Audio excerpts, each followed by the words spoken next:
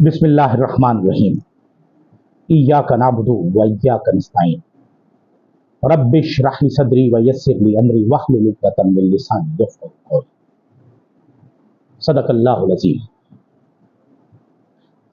MTL TV के साथ मैं हूं एमटीएल यानी मोहम्मद तस्लीम नगा। खबरों, तबसरों और हमारे तज्जियों के साथ इस वक्त पाकिस्तान के हालात दगरगूं होते चले जा रहे हैं। हालात माशी भी और सियासी भी। सियासी तो हो चुके, माशी भी होते चले जा रहे हैं और हम एक ऐसे जगह पहुंच चुके हैं जहां से हमारी वापसी का रास्ता बहुत मुश्किल नजर आ रहा है। अगर हम देखें तो एक तरफ पाकिस्तान तहरीक इंसाफ है और उसके मुकाबले में दूसरी जो पार्टियां हैं नून, पाकिस्तान पीपल्स पार्टी और एमकेएम है। लेकिन इन सब में सबसे अहम किरदार अदा कर रही है हमारी इस्टेब्लिशमेंट। और इस्टेब्लिशमेंट में भी अगर हम देखें तो हमारी मुसल्लह अफवाज खुलकर सामने आ गई। अब जैसे 8 मई को एक प्रेस कॉन्फ्रेंस हुई हमारे DGISPR की। अब 9 तारीख को कुछ हो जाना चाहिए था उस प्रेस कॉन्फ्रेंस के बाद, लेकिन अल्हम्दुलिल्लाह सुम्मा अल्हम्दुलिल्लाह कि उसका रिएक्शन वैसा नहीं आया जो मेरे हिसाब से लोग चाह रहे थे। और मैं इसे कहूंगा कि ISPR हमारा है या तो पढ़े लिखे लोगों का इदारा नहीं है या वो भंड कर रहा है, जानबूझकर या साजिश हो रही है आर्मी चीफ के खिलाफ। समझ में नहीं आ रहा कि इतने बड़ी बड़ी गलतियां और अहमकाना गलतियां कैसे हो सकती हैं। अब मैं आपको मिसाल देता हूं। 8 मई 2024 की प्रेस कॉन्फ्रेंस की हम बात करते हैं, इससे ठीक 1 साल पहले हम पहले चले जाते हैं। 8 मई 2023 उस वक्त की ISPR एक प्रेस रिलीज जारी करती है जिसमें कहती है कि ये जो रवैया है, ये जो बयानिया है इमरान खान न्याजी का, ये काबिल मुजम्मत है और उसे नहीं बख्शा जाएगा, उसे यहाँ किया जाएगा, यूं किया जाएगा। यानी आपने प्रोवोक किया जज्बात को आपके खिलाफ, एक पार्टी आपकी क़यादत के खिलाफ या चंद लोगों के खिलाफ बात कर रहे थे। आपने मजमुई तौर पर मिन हैसुल मजमुई एक इदारा आपने उसे अपोज किया। अच्छा, अब ये अगर ये वही दिन होता, सिर्फ एक दिन होता तो कोई इतना बड़ा मसला नहीं था। लेकिन 9 मई को जिस दिन ये अखबारात की सुपर लीड लगी, उसी दिन इमरान खान को जिस तरह इस्लामाबाद हाई कोर्ट से गिरफ्तार किया गया, उसने जल्दी पर तेल का काम किया। और ये वो प्लानिंग थी जिसमें मेरा ख्याल ये है कि जिसे फॉल्स फ्लैग ऑपरेशन कह रहे हैं, वो वही था कि लोग एहतजाज करेंगे, उसमें लोग शामिल हो जाएंगे। जो एक दावा किया जा रहा है कि ट्रकों से लोग उतरे और उन्होंने जाकर ये सब कुछ किया। अब 8 मई, फिर उसके बाद 9 मई की शाम को जब इस्लामाबाद हाई कोर्ट से ये फैसला दिला दिया जाता है कि इमरान खान की गिरफ्तारी कानूनी है, तो उसके बाद ये बात खत्म हो जानी थी। हमारे ISPR को ये सोचना था कि ये एक सियासी मसला है। उन्होंने आ बैल मुझे मार वाली बात की। उस पर सोने पे सुहागा अगले दिन उन्होंने एक और प्रेस रिलीज जारी कर दी कि ये कानूनी थी। भाई आपका क्या काम है? फौज का ताल्लुक ही नहीं है सियासत से। आपने उसे कानूनी करार दे दिया। दूसरे दिन सुप्रीम कोर्ट ने उस गिरफ्तारी को गैर कानूनी करार दिया।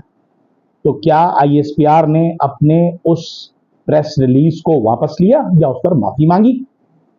कि आज आप कह रहे हैं कि 9 मई पर लोग माफी मांगे। अब जवाब दर जवाब मैं तो ये समझता हूं ये बहुत बड़ी साजिश है। मेरे ख्याल में आर्मी चीफ के खिलाफ एक साजिश है कि जिसमें ISPR अपने अहमकाना बयानात के साथ, अहमकाना और बेवकूफाना बयानात और स्टांस के साथ आर्मी चीफ के लिए मुश्किलात पैदा कर रहा है। अब इसी तरह के बयानात ने आपको एक लिहाज से जो आपकी इज्जत थी, आपकी हुर्मत थी, आपकी नेकनामी थी, आम आदमी में वो खत्म करके रखें। अब उसे बेहतर करने के लिए आपने डंडा उठा दिया। डंडा आप बलूचिस्तान में उठाएंगे, बलूचिस्तान में रिएक्शन बड़ी शिद्दत से और तेजी से आना शुरू हो गया। केपीके में जो कुछ हो रहा है वो बहुत शदीद हो रहा है। फिर जीबी में भी हुआ, पंजाब में तो खैर है ही। अब आम लोग जो हैं वो इंतहा की नापसंदीदी का वो कर रहे हैं, इजहार कर रहे हैं। और फिर आपका बयानिया ऐसा है कि आप फर्जी जिना हाउस बना रहे हैं। इसे मैं तो कुछ और कह सकता था, लेकिन बहरहाल सबसे जो एक सॉफ्ट लफ्ज है फर्जी जिना हाउस, वो जिना हाउस जिस पर कब्जा किया था अंग्रेज फौज ने, और 75 साल से वो कब्जा बरकरार रखा हुआ है हमारी फौज, और उससे रिट्रीट भी नहीं कर रही। और आज वो कह रही है कि ये जिना हाउस है। जिना हाउस कहां से आ गया भाई? अगर जिना हाउस है तो ये जो आपने गैर कानूनी कब्जा किया हुआ है, उस गैर कानूनी कब्जे को छोड़ें, जिनाह के जो वारिसीन हैं उन्हें वापस करें, और उसके बाद आप अपने घर चले जाएं।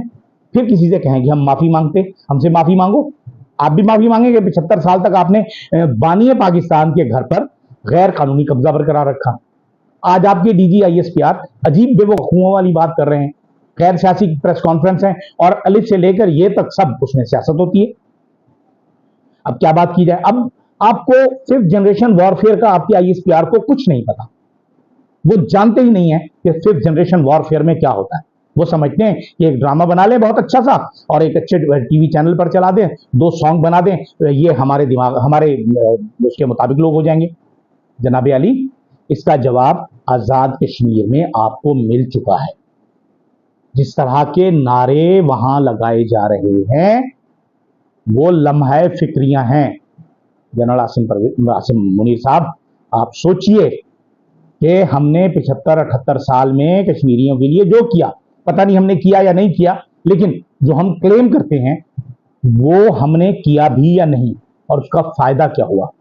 आज हम ये कह रहे हैं कि जी ये मोदी सरकार के कहने पे हो रहा है। तो जनाब, हम मोदी सरकार तो कह रही है, पाकिस्तानी सरकार और पाकिस्तानी इस्टेब्लिशमेंट अंधी है क्या? उसे नहीं पता कि लोगों से किस तरह डील किया जाता है, उनकी किस तरह इज्जत की जाती है, उनसे किस तरह मामलात किए जाते हैं। आप तो हर चीज को डंडे के जोर पर लेके चले जा रहे हैं।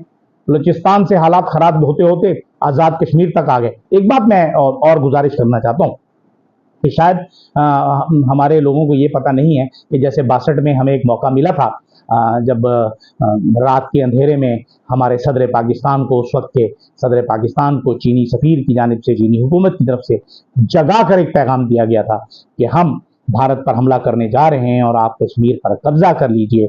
और हमारे अंधे उस वक्त के हुक्मरान, उन्होंने कहा नहीं हम कर लेंगे मसला हल।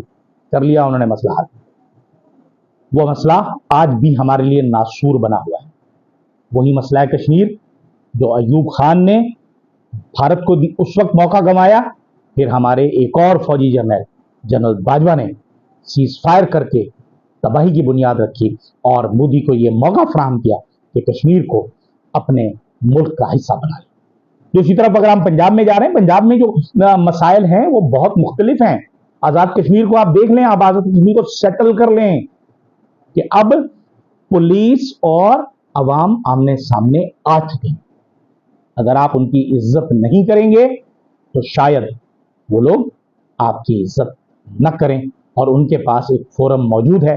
इसलिए कि सारी जिंदगी हम ये राग अलापते रहे हैं कि मसला कश्मीर अक़वाम मुत्तहिदा के करारदाद के मुताबिक हल किया जाए, और अगर उसके मुताबिक इस्तिस्वाब हो गया और आपके खिलाफ कोई फैसला आ गया तो फिर आप दुनिया भर में कहीं मुंह दिखाने के काबिल नहीं रहे।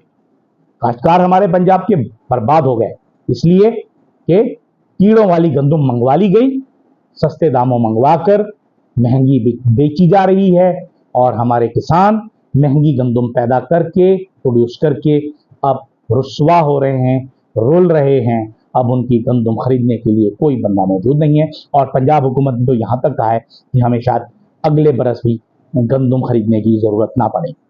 तो ठीक है, आप यूक्रेन से और मंगवा लीजिएगा, अगले बरस जो है वो पंजाब के हुक्मरान, पंजाब के काश्तकार अपने खाने की गंदुम के अलावा कुछ और उगा लेंगे, कुछ और बोलेंगे, और पाकिस्तान को माशी तरक्की के सफर पर आगे ले जाने की कोशिश करेंगे। लेकिन अल्लाह, मेरी दुआ है इस प्रोग्राम में कि अल्लाह उन लोगों को दुनिया में भी रुसवा करे और आखिरत में तो इंशाअल्लाह करेगा, जो मेरे इस मुल्क को बेहतरी की तरफ ले जाने में माने हैं और हर्डल्स क्रिएट कर रहे हैं। इजाज़त दीजिए, अल्लाह हाफिज़।